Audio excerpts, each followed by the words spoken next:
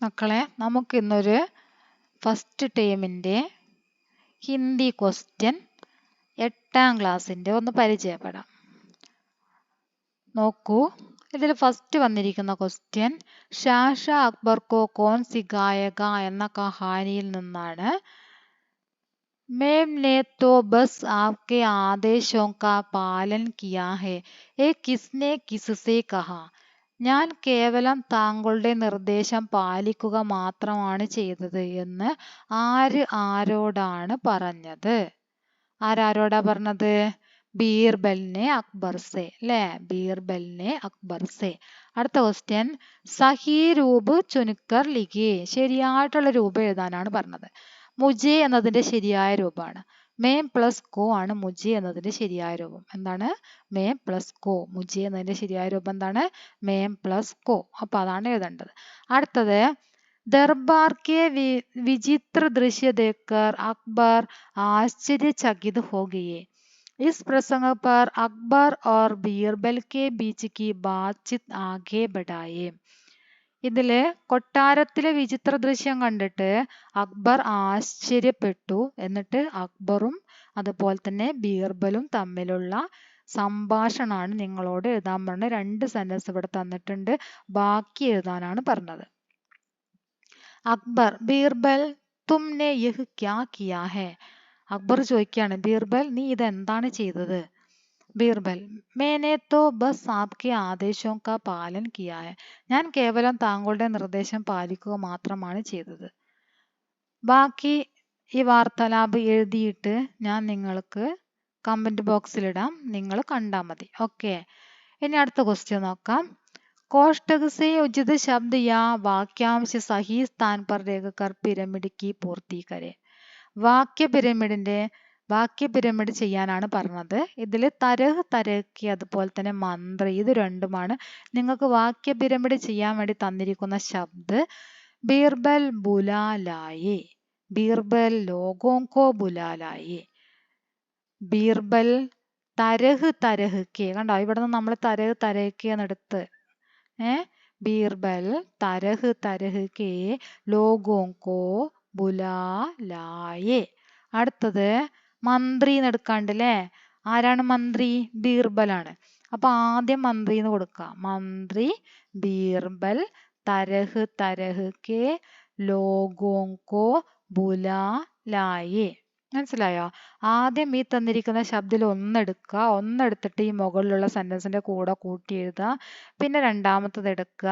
അപ്പൊ നമ്മളിവിടെ മൂന്നാമതൊരു സെന്റൻസ് എഴുതിയിട്ടുണ്ടാവുമല്ലോ, ആ മൂന്നാമതൊരു സെന്റൻസിന്റെ കൂടെയാണ് പിന്നെ നാലാമത് നമ്മൾ ഇതൊന്ന് മന്ത്രി എന്നെടുത്തല്ലോ, അതിനെ കൂട്ടി എഴുതേണ്ടത് മൂന്നാമത്തെ സെന്റൻസിന്റെ കൂടെയാണ്. മനസ്സിലായോ? ഇനി അടുത്തത് ജ്ഞാൻമാർഗ് ഏകാംഗിക ഈ അംശ പഠയം और ജ്ഞാൻമാർഗ് എന്ന ഏകാംഗിയിലെ ഈ ഭാഗം വായിച്ചതിന് ശേഷം 5 മുതൽ 7 വരെയുള്ള ചോദ്യത്തിന്റെ ഉത്തരം എഴുതാനാണ് പറഞ്ഞത്. ശിഷ്യോം ध्यान रहे वह ज्ञान जिससे अपना या दूसरों का नुकसान हो ज्ञान नहीं बल्कि अज्ञान है. अज्ञान तो सबकी ज्ञान तो सबकी भलाई के लिए होता है. ज्ञान का उद्देश्य क्या है? ജ്ഞാനത്തിന്റെ അറിവിന്റെ ഉദ്ദേശം എന്താണ് എന്നാണ് ചോദിച്ചത്. സബ്കാ കല്യാൺ, അതാണ് അതിന്റെ ആൻസർ അല്ലേ? സബ്കാ കല്യാൺ പറഞ്ഞാൽ എല്ലാവരുടെയും നന്മ, എല്ലാവരുടെയും നന്മയാണ് അറിവ് കൊണ്ട് ഉദ്ദേശിക്കുന്നത്. സബ്കാ കല്യാൺ. സബ്കാ ബലായി, കണ്ടോ? സബ്കാ ബലായി കണ്ടല്ലേ? ബലായി എന്നാണ് വന്നതെങ്കിലും അത് ഇവിടെയാണ്, ഇവിടെ നിങ്ങൾക്ക് ആൻസർ ആയിട്ട് തന്നിട്ടുണ്ടെങ്കിൽ അതാണ് എഴുതേണ്ടത്. ഇവിടെ കല്യാൺ എന്നാണ് തന്നത്, അപ്പൊ അത് എഴുതാം. അടുത്തത് ജ്ഞാൻമാർഗ് ഏകാംഗി കേലിയ ദൂസര ശീർഷകതയെ. നിങ്ങളോട് പറഞ്ഞിരിക്കുകയാണ്, നിങ്ങൾ പഠിച്ചത് ജ്ഞാൻമാർഗ് ഏകാംഗി അല്ലേ, അതിന് വേറെ ഒരു പേര് കൊടുക്കാൻ. അപ്പൊ എന്താ കൊടുക്കുക? ഗുരു ഓർ ശിഷ്യ കൊടുക്കുക അല്ലെ? ഗുരു ഓർ ശിഷ്യ ഒരു പേര് കൊടുക്കുക. നിങ്ങൾക്ക് എന്താണ് ആ കഥയ്ക്ക് യോജിക്കുന്ന ഒരു പേര് നിങ്ങൾ നൽകുക. ഞാനിവിടെ ഒരു പേര് പറഞ്ഞത് ഗുരു ഓർ ശിഷ്യാണ്, അതുപോലെ ആ കഥയ്ക്ക് യോജിക്കുന്ന ഒരു പേര് നിങ്ങൾ കൊടുക്കുക. പേര് കൊടുത്തു കഴിഞ്ഞാൽ ഒരു മാർക്ക് നിർബന്ധമായിട്ട് നിങ്ങൾക്ക് ലഭിക്കും. അടുത്തത് किताब पढ़ने के लिए ज्ञान बढ़ता है. किताब पढ़ें और ज्ञान बढ़ाए का संदेश देते हुए पोस्टर तैयार करें. പുസ്തക വായനയിലൂടെ അറിവ് വർദ്ധിക്കും, ആ സന്ദേശം നൽകുന്ന പോസ്റ്ററാണ് നിങ്ങളോട് തയ്യാറാക്കാൻ പറഞ്ഞത്. അതിൻ്റെ ഒരു പോസ്റ്റർ വചനം ഇവിടെ തന്നിട്ടുണ്ട്, കിതാബ് പഠേ ഗ്യാൻ ബഡായി. കണ്ടോ, അത് തന്നെ നിങ്ങൾക്ക് ആ പോസ്റ്ററിലേക്കുള്ള സെന്റൻസ് ആയിട്ട് എഴുതാം. ഇനി വേറൊരു സെന്റൻസും കൂടെ പറഞ്ഞു തരാം. വാചൻ കരോ ഗ്യാൻ ബഡാവോ. വാചൻ കരോ ഗ്യാൻ ബഡാവോ. വായിക്കൂ, അതായത് വായന വർദ്ധിപ്പിക്കൂ, എന്നിട്ട് എന്ത് ചെയ്യാ, അറിവ് വർദ്ധിപ്പിക്കാൻ. വായിക്കാനും വായനയിലൂടെ അറിവ് വർദ്ധിപ്പിക്കൂ എന്നാണ് പറഞ്ഞത്. ഗ്യാൻ വാചൻ കരോ, വാചൻ കർണ പറഞ്ഞ വായിക്ക, വായിക്കൂ അറിവ് വർദ്ധിപ്പിക്കൂ.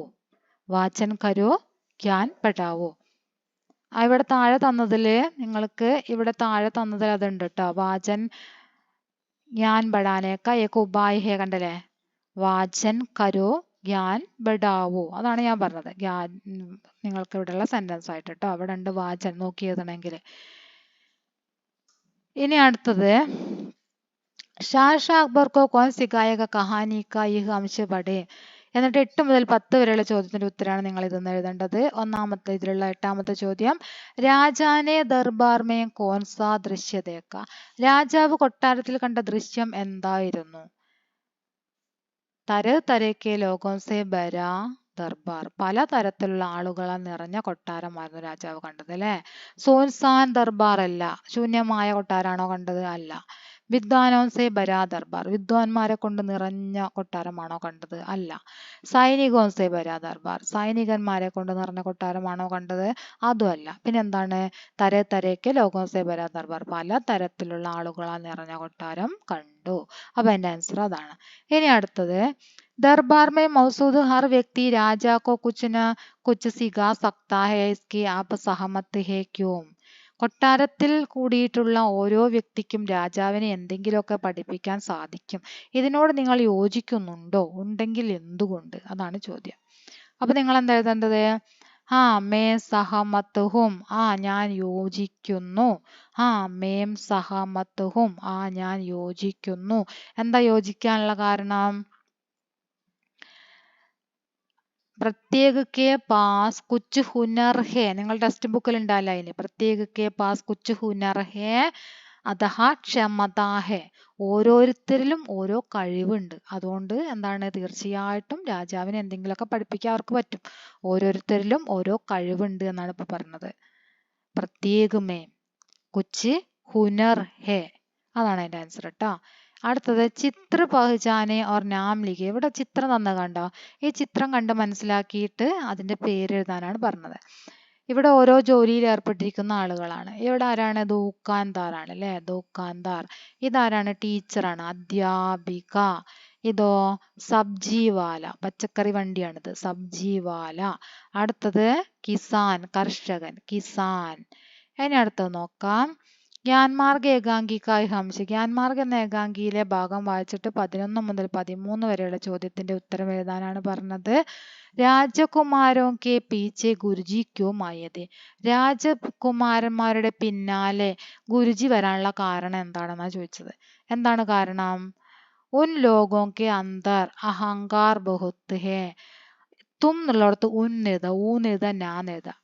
उन लोगों के अंदर अहंकार बहुत है और अपने ज्ञान का नुकसान भी कर सकते हैं. അവർ സ്വന്തം അറിവിനെ നഷ്ടപ്പെടുത്തും.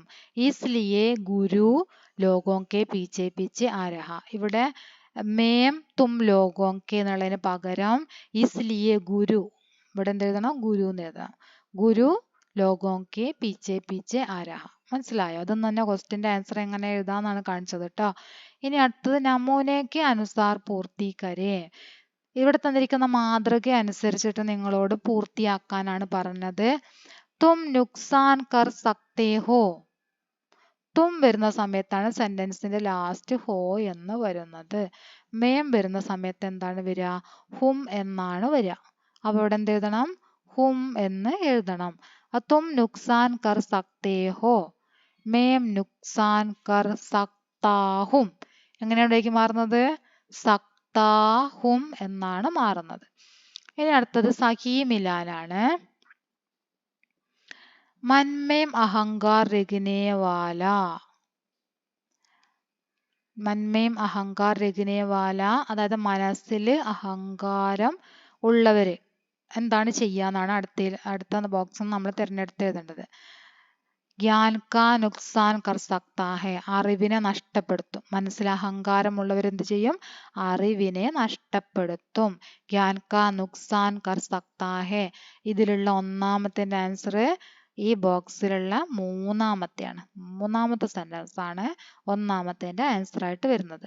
ഇനി അടുത്തത് നോക്കാം. രണ്ടാമത്തത്, രാജകുമാരനെ രാജകുമാരൻ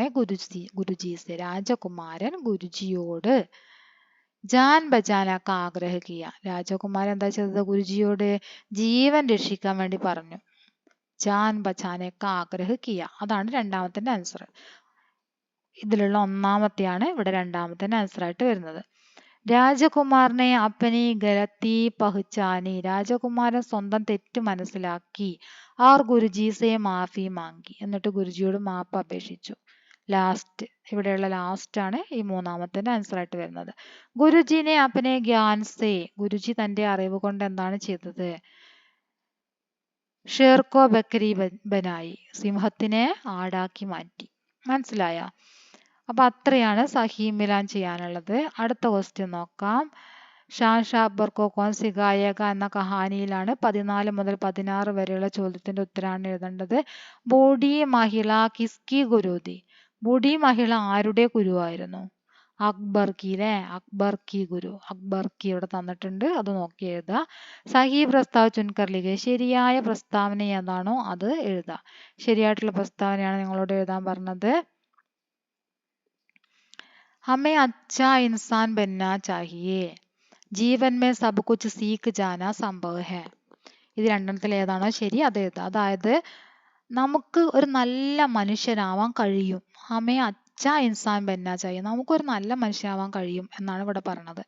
ഇതിൽ പറഞ്ഞതോ ജീവൻ മേ സബ് കുച്ച് സീക്ക് ജാന സംഭവ ഹെ, ജീവിതത്തിൽ എല്ലാം പഠിച്ചെടുക്കുക എന്നത് സംഭവ്യമാണ്. നമുക്കത് സാധിക്കുന്ന കാര്യമാണ്. ജീവിതത്തിൽ എല്ലാ കാര്യങ്ങളും പഠിച്ചെടുക്കാൻ സാധിക്കുന്ന കാര്യമാണ് എന്ന്. പറ്റുമോ? ഇല്ല. ജീവിതത്തിൽ നമ്മൾ മരണം വരെ ഓരോ കാര്യം പഠിച്ചുകൊണ്ടിരിക്കുകയാണ് അല്ലേ. അപ്പം ജീവിതത്തിൽ നമുക്ക് എല്ലാം പഠിച്ചെടുക്കാൻ നമുക്ക് സാധിക്കില്ല. അറിയാത്ത പല കാര്യങ്ങളും ഉണ്ടാവും. അപ്പോൾ അത് ആൻസർ ശരിയല്ല. എന്താണ് ശരിയായിട്ടുള്ളത്? പക്ഷെ ഒരു നല്ല മനുഷ്യനാവാൻ എല്ലാവർക്കും പറ്റും. അതാണ് ശരിയായിട്ടുള്ള പ്രസ്താവന. ഇനി അടുത്തത് നോക്കാം.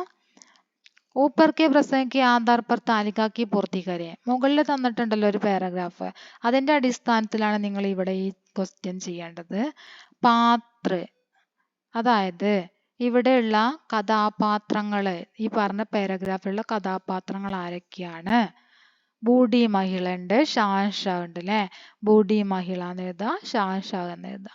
പാത്ര എന്നുള്ളിടത്ത് ഇവിടെ ബൂഢി മഹിള, ഇവിടെ ഷാൻഷാ എന്ന് എഴുതാം. പിന്നെ വേഷഭൂഷിയാണ്. നമ്മളിവിടെ ബൂഢി മഹിള എന്ന് എഴുതിയില്ലേ, അപ്പൊ അതിന്റെ വേഷഭൂഷി എന്താ എഴുതുക?